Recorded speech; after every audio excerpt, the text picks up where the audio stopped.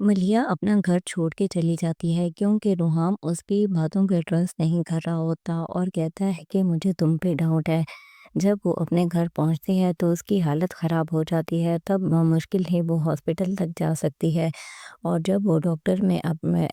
से अपना ट्रीटमेंट शुरू करवाती है तो उसको पता चलता है कि उसके यहाँ तो गुड न्यूज़ है। तब वो बहुत ज़्यादा खुश होती है और जब उसके हस्बैंड को कॉल की जाती है तो रुहाम भागता-भागता हॉस्पिटल आता है और कहता है कि मैं तो तुम्हें ढूँढता रहा हर जगह और तुम्हारे घर भी किया था, उधर तुम नहीं मिली थी। तब मलिया उसे कोई रिस्पॉन्स नहीं देती और जब रुहाम को पता चलता है कि वो बाप बनने वाला है तो वो कहता है कि ये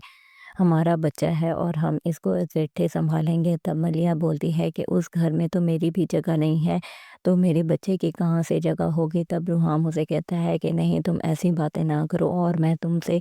अपने बिहेव के लिए सॉरी करता हूँ, क्योंकि जो रुहाम को उसकी माँ ने अच्छे से समझाया